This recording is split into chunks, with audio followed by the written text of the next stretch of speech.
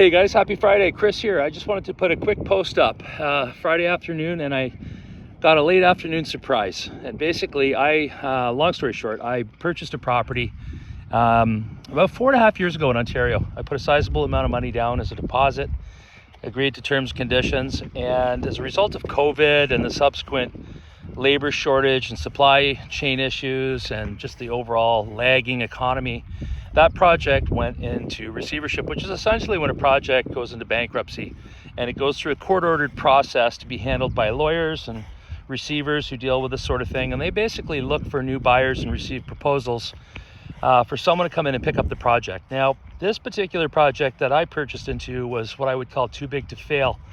And as a result, I knew that I would be held hostage in a situation that I probably wouldn't come out on the other side of in a good way.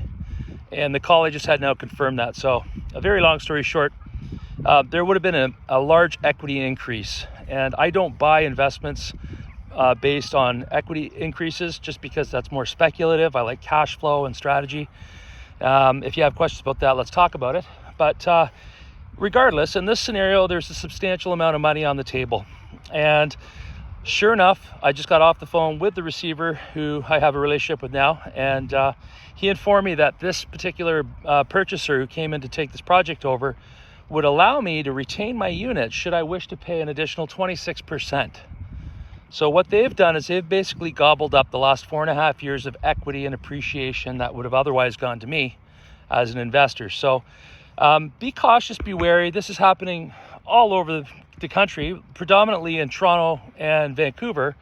But this gentleman I spoke to, the receiver, said there's an unprecedented amount of these cases on his desk every single day. So if you want to talk about consumer protection, just imagine if I was actually buying this with my wife for ourselves to live in, and we were held hostage, like I said, for 4.5 years with zero consumer protection, only to be told at the end of the day that in order to retain our right to ownership that we couldn't get out of, and we're obligated to this contract, that we would have to pay an increase of 26% or we're turfed. So just be very careful. If you're investing in Canada, it's not an investor-friendly climate right now for a variety of reasons, largely legislative, government, financial. We've got definitely a housing issue, especially when it comes to investing here. So be cautious, be mindful. I wanted to share that with you because I do speak to a lot of people who want to get into investing, and I wholeheartedly endorse doing so, but you have to have a strategy, you have to have a plan, and you have to do it in an intelligent way. Otherwise, you're going to get strung out. And if you can't absorb a hit here and there, it could be very painful. And I hate to hear that and see other people suffer that, but just bear that in mind, okay? And sorry, it's so sunny out.